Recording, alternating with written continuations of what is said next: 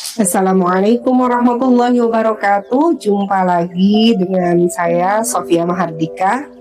Teman-teman, saya akan bagikan tips menyusun proposal di bulan Ramadan karena Masya Allah kita akan berjumpa dengan bulan yang sangat mulia sekali, bulan yang paling makbulnya doa, bulan yang sangat mulia, bulan yang paling dekat seorang hamba dengan Robnya.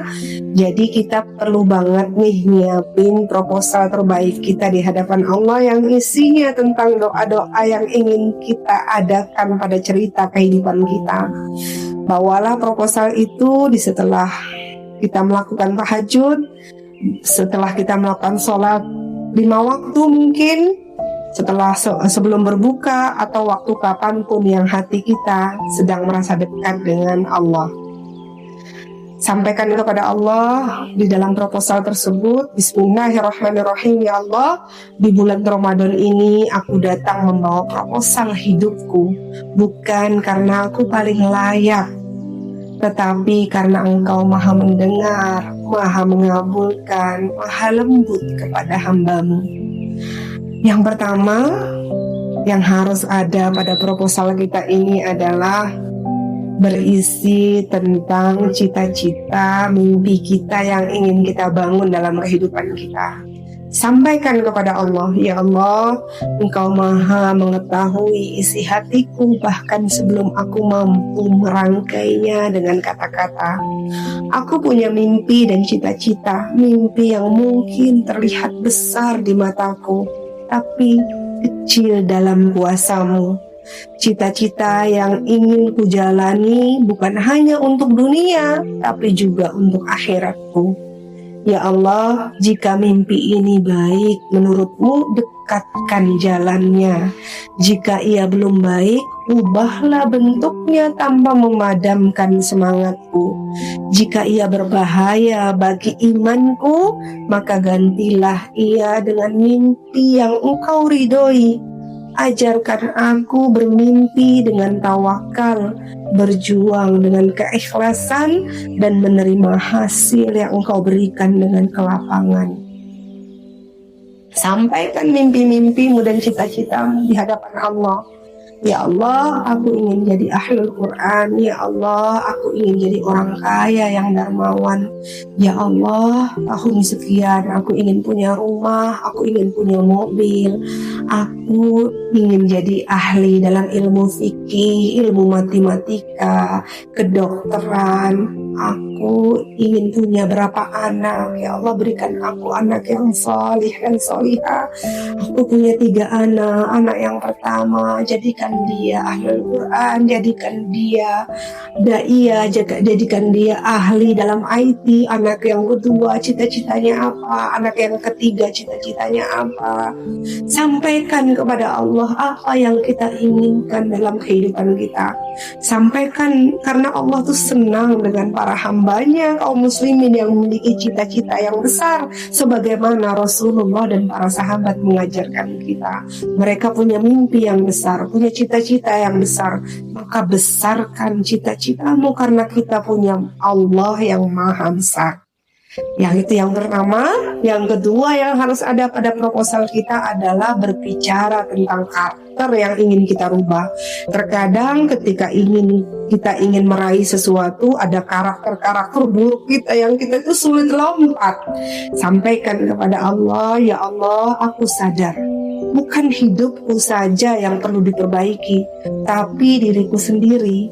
Aku ingin Engkau bantu mengubah amarah yang sering lebih cepat dari sabar, lisan yang kadang melukai sebelum berpikir, hati yang mudah lelah, mudah kecewa, mudah berprasangka.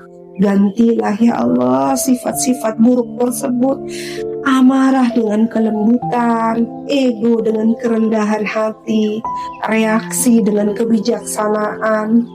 Jika aku sulit merubah, jangan tinggalkan aku ya Allah. Jika aku jatuh lagi kepada sifat yang sama, jangan bosan membimbingku. Bentuk aku perlahan ya Allah, tetap istiqomah. Itu poin kedua yang penting banget untuk kita taruh di proposal kita, tentang karakter-karakter buruk yang orang itu sudah sering bilang pada kita tentang karakter kita. Allah itu pun menegur dengan caranya Allah terhadap karakter buruk kita. Atau kalau kita tidak mampu melihat jelas karakter buruk kita, kasih kertas ke teman-teman kita, berapa teman dekat kita, suami kita ataupun anak kita sendiri. Dari situ kita bisa merangkum karakter negatif kita kalau kita itu tidak bisa mencerna apa sih karakter saya yang negatif selama ini. Itu yang kedua. Yang ketiga yang harus ada pada proposal kita kepada Allah, yaitu tentang ibadah yang ingin kita istiqomahkan. Ya Allah, aku tidak meminta ibadah yang sempurna. Aku hanya memohon ibadah yang Engkau terima, yang Engkau jaga. Istiqomahkan aku dalam sholat tepat waktu, ya Allah, dengan hati yang selalu hadir. Tilawah Al-Quran walau sedikit tapi rutin. Zikir yang menenangkan, bukan sekedar kebiasaan. Istiqomah tahajud, istiqomah duha, istiqomah sedekah, istiqomah menjaga wudu, istiqomah silaturahmi, istiqomah interaksi bersama Quran, atau apapun yang Bunda dan teman-teman inginkan ditulis dalam sebuah proposal. Ya Allah, jangan jadikan Ramadanku ini hanya indah di awal, lalu hilang di akhir. Biarkan bekasnya tinggal lama di hatiku, bahkan setelah Ramadan pun pergi.